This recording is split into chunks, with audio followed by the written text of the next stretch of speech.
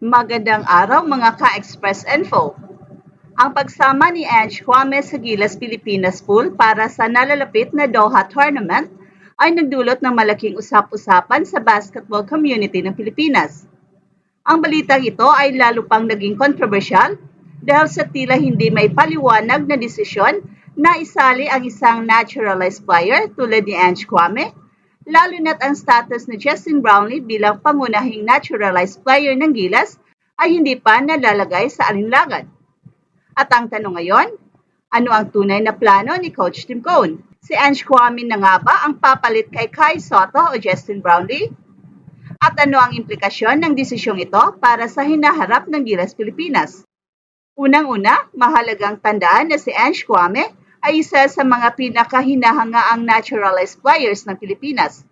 Sa kanyang tangkad, athleticism at defensive na kakayahan, siya ang naging mahalagang bahagi ng Gilas sa mga nakaraang torneo. Gayunpaman dahil sa kasalukuyang mga patakaran ng FIBA na naglilimita sa paggamit ng naturalized players, tanging isa lamang ang maaring maglaro sa bawat laban. Kaya naman ang presensya ni Ange Kwame sa pool ay nagdudulot ng katanungan. Ano ang eksaktong papel niya sa team ngayong lock-in na si Justin Brownlee bilang pangunahing naturalized player? Well, may mga spekulasyon na si Ange Kwame ay maaring magsilbing backup sakaling si Justin Brownlee ay makaranas ng injury o hindi makapaglaro sa buong torneo. Kung ito ang kaso, ang pagkuha kay Ange Kwame ay isang practical na hakbang upang matiyak na may sapat na depensa at versatility ang Gilas laban sa malalakas na kupunan tulad ng New Zealand at Chinese Taipei. Pero hindi rin may tatanggi na ito ay maaring senyales ng iba pang plano ni Coach Tim Cone na hindi pa isinasa publiko. Isa pang malaking tanong ay kung ang pagsama ni Ange Kwame ay indikasyon na si Kai Sotto ay hindi maglalaro para sa Gilas sa Doha Tournament. Si Kai na kilala bilang isa sa mga pinakamahalagang bahagi ng frontcourt ng Gilas ay kasalukuyang injured matapos ang isang aksidente sa kanyang laro sa Japan B-League. Ang possibility na hindi siya makasama sa training camp at mga laban ay isang malaking dagok sa kupunan, kaya maaring ang pagsama ni Ange Kwame ay para punan ang kakulangan ng rim protection at anterior presence na dala ni Kai. Bagamat magkaibang uri na manlalaro sina Ange Kwame at Kai Sotto, si Kai ay isang mobile big man na may shooting range, habang si Ange Kwame ay kilala sa kanyang depensa at shot blocking. Pareho silang mahalaga sa sistema ng Gilas. Kung hindi makakalaro si Kai, si Ange Kwame ay maaring maging alternative na sandigan sa ilalim ng basket. Ang isa pang aspeto na nakakaakit ng pansin ay ang kasalukuyang kalagayan ni Justin Brownlee. Sa kabila ng kanyang stellar career sa PBA, napansin ang bahagyang pagbaba ng kanyang laro sa mga nakaraang laban. Kung ito ay sinyalis ng pagkapagod o pinsala, ang pagsama ni Ange Kwame ay maaring isang contingency plan upang matiyak na may malusog na naturalized player ang Gilas na maaring umako ng responsibilidad kapag kinakailangan.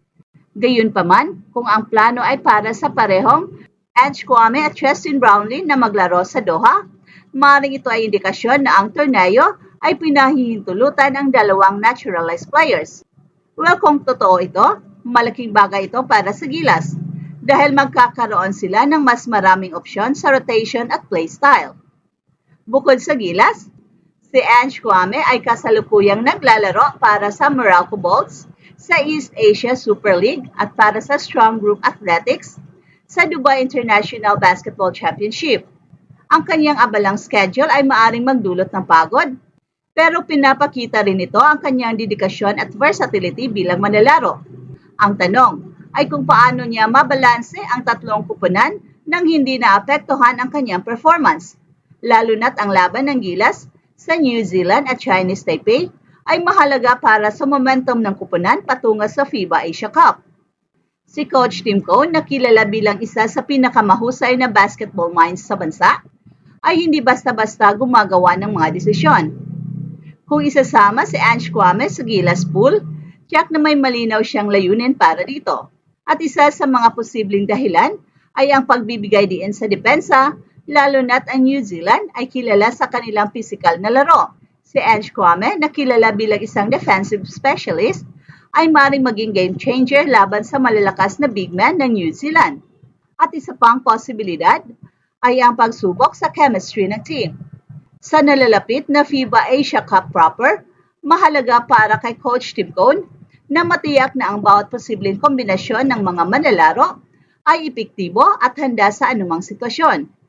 Sa pamamagitan ng pagsali kay Ange Kwame sa training camp at mga laro, nagkakaroon siya ng pagkakataong masuri ang mga possible lineup na magagamit sa mas malalaking torneo. Ang eligibility ni Ange Kwame bilang local player ay isang mainit na paksa sa diskusyon. Sa ngayon, siya ay nakarehestro bilang naturalized player sa ilalim ng FIBA rules. Ang tanong ay kung may paraan upang mabago ang kanyang status upang maging local player, lalo na't ito ay magbibigay daan sa kanya sabay sa paglalaro kasama si Justin Brownlee.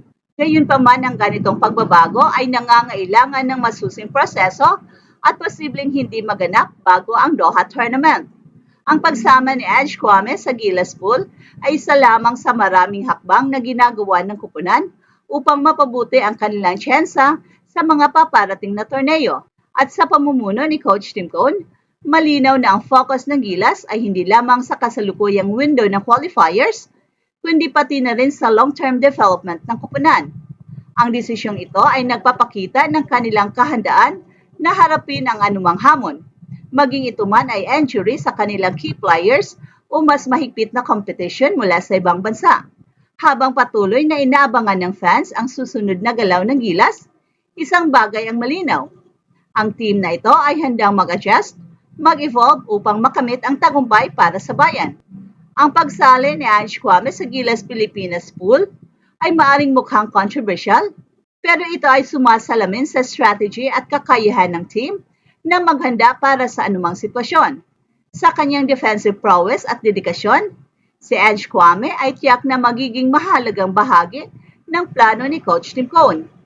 Gayunpaman, ang tanong kung sino ang magiging pangunahing naturalized player ng Gilas o kung si Kai Sotto ay makakabalik sa oras ay nananatiling isang malaking palaisipan. Hey, hey, hey! Attention mga kapatrol! Get ready for an epic giveaway! Once Express Info hits 150k subscribers, one lucky winner will win the incredible Oppo Reno 11F 5G smartphone. Here's how to join. Step 1. Subscribe to Express Info right now. Step 2. Like this video. Then step 3. Comment anything good and positive about our idol Kai Sotto. Super easy. Just subscribe, like, and comment.